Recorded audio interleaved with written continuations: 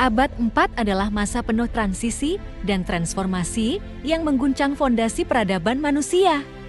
Dari hiruk-pikuk kekacauan politik hingga kelahiran kembali kota-kota besar, periode ini menyaksikan perubahan dramatis dalam kekuatan, kepercayaan, dan budaya. Kekaisaran yang dulu hampir runtuh disatukan kembali. Dengan ibu kota baru yang bersinar di timur, menjadi simbol kemegahan dan pusat peradaban yang baru. Di atas panggung besar ini, reformasi besar-besaran menata ulang struktur kekuasaan, mengubah cara dunia dipimpin dan dikelola. Kota-kota megah dengan tembok menjulang dan jalan-jalan yang berkilauan muncul, menandai pusat-pusat baru kekuasaan dan pengaruh. Di tengah kebangkitan ini, keyakinan spiritual mengalami transformasi besar dengan doktrin yang sebelumnya terpecah, kini bersatu di bawah satu kredo yang teguh. Selama masa penuh gejolak ini, pikiran dan filosofi berkembang pesat. Pertemuan besar para pemikir menentukan arah baru bagi kepercayaan yang berkembang pesat, menyatukan berbagai wilayah di bawah satu payung keyakinan. Aliansi yang terbentuk antara kekuatan duniawi dan spiritual menciptakan dasar-dasar yang akan mempengaruhi sejarah selama berabad-abad berikutnya. Abad keempat adalah masa di mana peradaban diukir ulang, di mana fondasi masa depan dibangun di atas reruntuhan masa lalu. Ini adalah waktu ketika kekuatan baru bangkit, membawa harapan dan arah baru bagi dunia.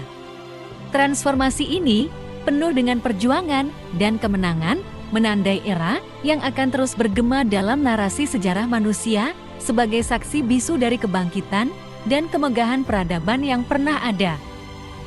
Abad keempat dimulai dengan penuh harapan dan potensi, membawa perubahan mendalam dalam berbagai aspek kehidupan di seluruh dunia. Dari Eropa hingga Asia, dari politik hingga agama, periode ini menjadi panggung bagi peristiwa-peristiwa yang akan membentuk sejarah umat manusia.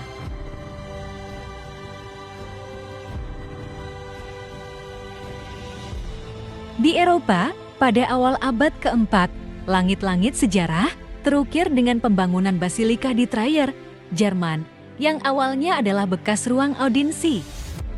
Basilika ini tidak hanya menjadi simbol arsitektur Kristen yang mulia, tetapi juga menandai pergeseran budaya yang penting dalam sejarah Eropa. Di Asia Selatan, cahaya keemasan bersinar melalui kekaisaran Gupta yang baru muncul. Sebagai kekuatan dominan, Gupta membawa kemakmuran tak tertandingi dalam seni, sastra, dan ilmu pengetahuan di India kuno. Dari karya seni yang megah hingga pencapaian matematika yang luar biasa, Gupta mewarnai lanskap budaya India dengan warna-warna yang cerah. Pada tahun 301 Masehi, Armenia mencatatkan dirinya dalam buku sejarah sebagai pelopor keputusan berani menjadi negara pertama yang resmi mengadopsi agama Kristen. Langkah ini bukan hanya mengubah arah rohani negara itu sendiri, tetapi juga membawa dampak yang jauh lebih luas dalam sejarah agama Kristen.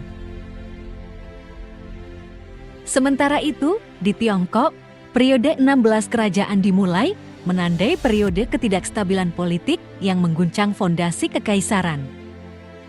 Dengan terpecahnya kekuasaan menjadi banyak kerajaan kecil, Tiongkok menghadapi tantangan besar dalam mempertahankan integritasnya.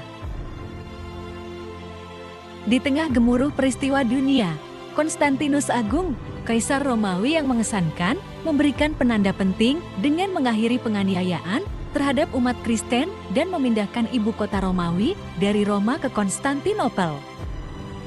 Perubahan ini tidak hanya menciptakan pergeseran geopolitik yang signifikan, tetapi juga memberikan momentum penting bagi perkembangan agama Kristen di dunia Barat. Di Filipina, masyarakat maritim lokal mengembangkan Butuan Botuan, sebuah balangai yang merupakan kapal serbaguna tertua yang diketahui. Kapal ini terbuat dari kayu dan dirakit dengan teknik sambung tanpa paku, mencerminkan kecanggihan teknologi maritim bangsa Filipina pada masa itu. Kapal ini digunakan untuk perdagangan, pelayaran, dan transportasi, memperkuat jaringan perdagangan maritim di Asia Tenggara. Sanggurdi ditemukan di Tiongkok paling lambat pada tahun 322. Sanggurdi atau stirrup adalah perangkat yang sangat penting dalam sejarah kavaleri karena memberikan penunggang kuda stabilitas dan keseimbangan yang lebih besar saat menunggangi kuda. Penemuan ini memungkinkan pengendalian kuda yang lebih baik dan peningkatan efektivitas dalam pertempuran berkuda, dan penggunaannya segera menyebar ke seluruh Asia dan kemudian ke Eropa. Di Afrika Timur, Kerajaan Aksum, salah satu kerajaan besar di wilayah tersebut, menganut agama Kristen. Ini terjadi pada masa pemerintahan Raja Ezana yang memeluk agama Kristen dan menjadikannya agama resmi kerajaan. Proses ini memperkuat hubungan Aksum dengan Kekaisaran Romawi Timur dan komunitas Kristen lainnya, serta memberikan pengaruh besar terhadap budaya dan politik di wilayah tersebut. Pada tahun 325, Kaisar Konstantinus Agung mengadakan Konsili Nicaea pertama di kota Nicaea, sekarang Iznik, Turki. Konsili ini bertujuan untuk menyelesaikan perselisihan teologis yang dikenal sebagai kontroversi Arian yang mempertanyakan keilahian Yesus Kristus. Konsili ini menghasilkan Credo Nicaea yang menegaskan keyakinan bahwa Yesus adalah sehakikat dengan Bapa dan menetapkan dasar bagi doktrin Kristen Ortodoks. Di India, Samudragupta, seorang penguasa dari dinasti Gupta, memperluas wilayah kerajaannya secara signifikan. Melalui serangkaian kampanye militer yang sukses, ia menaklukkan banyak kerajaan kecil di India Utara dan Tengah. Ekspansi ini membawa kemakmuran dan stabilitas, serta menyebarkan budaya dan agama Hindu yang menjadi ciri khas peradaban Gupta. Pada tahun 337, Kaisar Romawi Konstantinus Agung yang memeluk agama Kristen pada akhir hidupnya dibaptis menjelang kematiannya oleh Uskup Eusebius dari Nikomedia. Baptisan ini menandai puncak transformasi pribadi dan politik Konstantinus yang telah mendukung dan mempromosikan agama Kristen sepanjang pemerintahannya, mengubah wajah Kekaisaran Romawi. Tahun 350, Kerajaan Aksum berhasil menaklukkan Kerajaan Kush yang terletak di wilayah yang sekarang dikenal sebagai Sudan. Penaklukan ini memperluas kekuasaan Aksum dan memperkuat kontrolnya atas rute perdagangan penting di Afrika Timur dan Laut Merah.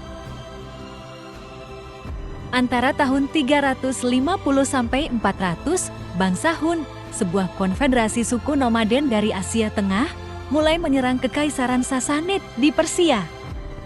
Serangan ini menandai awal dari migrasi dan invasi yang lebih luas yang nantinya akan mengganggu tatanan politik di Eropa dan Asia, termasuk Kekaisaran Romawi Barat. Kerajaan Kutai Martadipura di Kalimantan Timur mencatat sejarah penting dengan prasasti Mulawarman, prasasti batu tertua di Indonesia yang diketahui. Prasasti ini ditulis dalam bahasa Sanskerta dengan aksara Palawa, menandai penyebaran budaya dan agama Hindu di Nusantara, serta menunjukkan adanya kerajaan yang terorganisir dan berpengaruh di wilayah tersebut. Pada pertengahan abad keempat, harta karun Mildenhall, sebuah koleksi perak Romawi yang ditemukan di Mildenhall, Inggris, dibuat pada periode ini. Harta karun ini mencerminkan keahlian pengrajin Romawi dan kemakmuran provinsi Romawi di Britania. Sekarang, koleksi ini disimpan di British Museum, London, sebagai salah satu contoh terbaik seni perak Romawi. Wang Xixi, seorang kaligrafer terkenal dari Tiongkok pada masa 6 dinasti, menciptakan bagian dari surat dari album Fengju. Karya ini menunjukkan keindahan dan teknik tinggi kaligrafi Tiongkok dan sekarang disimpan di Museum Istana Nasional di Taipei, Taiwan, Republik Tiongkok. Pada tahun 365, gempa bumi berkekuatan setidaknya 8 skala Richter mengguncang wilayah Mediterania Timur. Tsunami yang dihasilkan oleh gempa ini menyebabkan kerusakan luas di Kreta, Yunani, Libya, Mesir, Siprus, dan Sisilia. Bencana alam ini mencatatkan salah satu gempa bumi dan tsunami paling dahsyat dalam sejarah kuno, mempengaruhi banyak komunitas dan kota di sepanjang pantai Mediterania. Visigoth, suku Jermanik yang melarikan diri dari serangan bangsa Hun, muncul di tepi sungai Danube dan meminta suaka dari Kekaisaran Romawi. Mereka diizinkan masuk ke dalam kekaisaran, sebuah keputusan yang nantinya membawa dampak besar bagi Romawi, termasuk konflik internal dan penurunan kekuasaan Romawi di wilayah barat. Pada tahun 378, pertempuran Adrianopel terjadi, di mana tentara Romawi di bawah pimpinan Kaisar Valens dikalahkan oleh kavaleri Visigoth.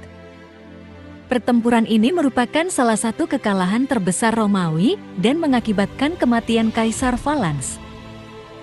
Kekalahan ini menandai awal dari kemunduran militer Romawi dan meningkatkan tekanan barbar di perbatasan kekaisaran.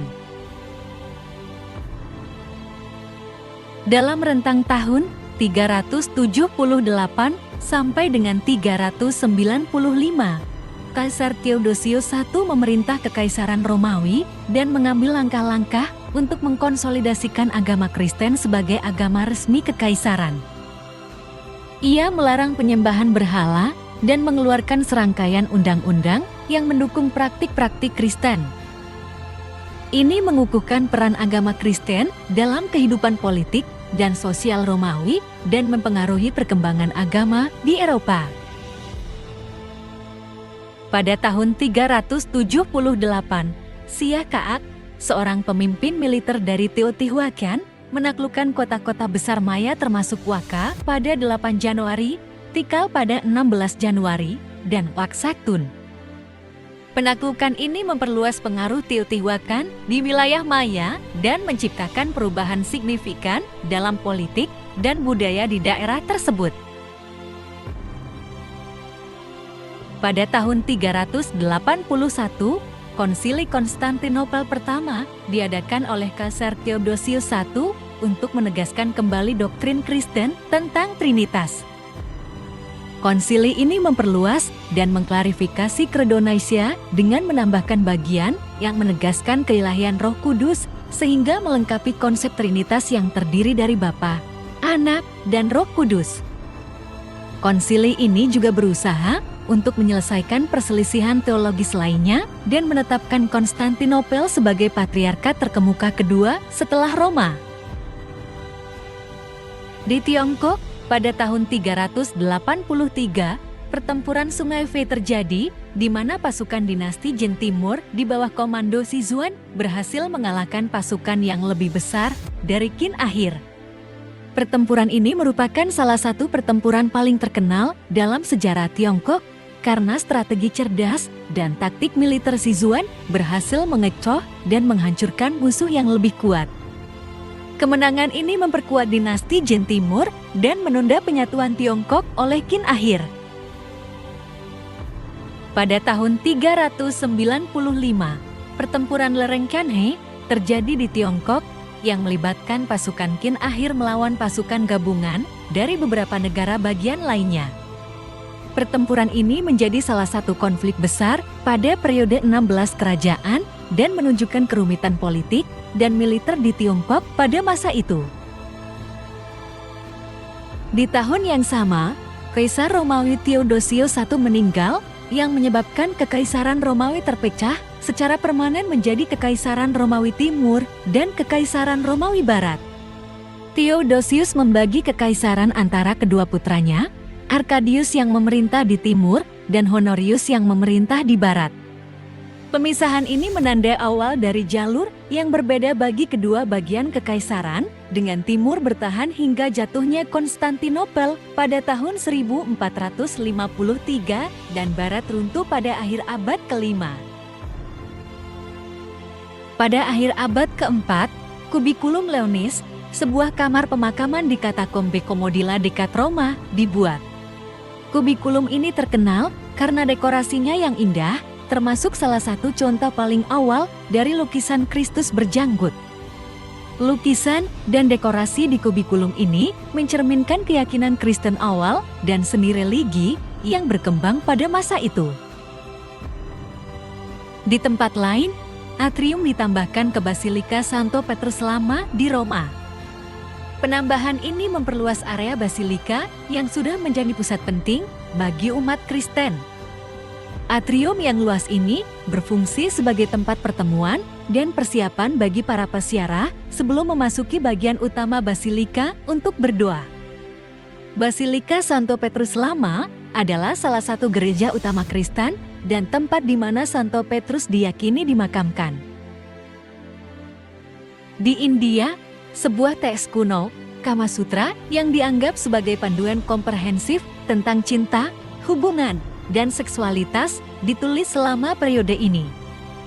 Dikarang oleh Vatsyayana, Kama Sutra tidak hanya membahas teknik seksual, tetapi juga mendalami filosofi kehidupan, seni menggoda, dan peran sosial dalam hubungan manusia. Teks ini menjadi salah satu karya sastra India yang paling terkenal dan terus dipelajari, serta diterjemahkan ke berbagai bahasa hingga hari ini. Pilar besi Delhi yang berdiri di India adalah salah satu pilar besi tertua di dunia. Dibangun pada masa pemerintahan Chandragupta II dari dinasti Gupta, pilar ini terkenal karena ketahanan korosinya yang luar biasa, yang telah membuatnya tetap utuh selama lebih dari 1.600 tahun. Pilar ini merupakan bukti kemajuan teknologi metalurgi India kuno. Fungsi trigonometri sinus dan versina berasal dari astronomi India. Astronom-astronom India seperti Aryabhata dan Varahamihira mengembangkan konsep-konsep trigonometri ini untuk mengukur sudut dan menghitung posisi benda-benda langit. Karya mereka dalam trigonometri kemudian diterjemahkan dan diadopsi oleh matematikawan Muslim dan akhirnya oleh ilmuwan Eropa, membentuk dasar penting bagi perkembangan matematika dan astronomi di seluruh dunia. Di abad keempat ini juga, dua naskah legendaris ditulis, Codex Sinaiticus dan Codex Vaticanus Gracchus 1209 adalah dua naskah kitab suci Kristen paling awal yang masih ada hingga sekarang. Codex Sinaiticus ditemukan di Biara Santa Catherine di Gunung Sinai, Mesir, dan Codex Vaticanus yang disimpan di Vatikan merupakan salinan lengkap dari Alkitab Perjanjian Lama dan Baru dalam bahasa Yunani. Kedua kodeks ini sangat penting bagi studi tekstual Alkitab karena memberikan wawasan tentang teks-teks asli dan bagaimana Alkitab ditransmisikan dan diterjemahkan dari waktu ke waktu. Abad keempat adalah masa transformasi yang mendalam di mana peradaban dunia mengarungi perubahan besar yang akan mengukir jejak abadi dalam sejarah umat manusia. Ini adalah zaman di mana ide-ide baru mekar, struktur sosial berevolusi, dan batas-batas lama diuji oleh kekuatan-kekuatan yang belum pernah terjadi sebelumnya. Dunia menyaksikan pergeseran dalam keyakinan dan pemahaman, membawa umat manusia menuju pencerahan yang lebih dalam dan kemajuan yang tak terelakkan. Di timur, inovasi teknologi merubah cara hidup dan berperang, menunjukkan betapa adaptif dan kreatifnya pikiran manusia. Sementara itu, karya-karya sastra dan ilmiah dari berbagai belahan dunia terus berpengaruh, menyoroti pencapaian intelektual yang akan membentuk pemikiran masa depan. Di pusat peradaban, kebijakan, dan keputusan monumental mengarahkan jalannya sejarah, menata ulang tatanan politik dan agama, dan mempengaruhi kehidupan jutaan orang. Selama masa ini, dunia mengalami pergolakan alam yang dahsyat dan gerakan sosial yang mengubah lanskap geopolitik secara permanen. Bencana alam menantang ketahanan komunitas, sementara migrasi besar dan konflik mengguncang struktur kekaisaran dan kerajaan. Namun, dari kekacauan ini muncul harapan dan tekad yang lebih kuat, karena setiap perubahan membawa serta peluang untuk pembaruan dan kebangkitan. Abad keempat adalah kisah tentang daya tahan dan inovasi manusia, tentang adaptasi dan evolusi.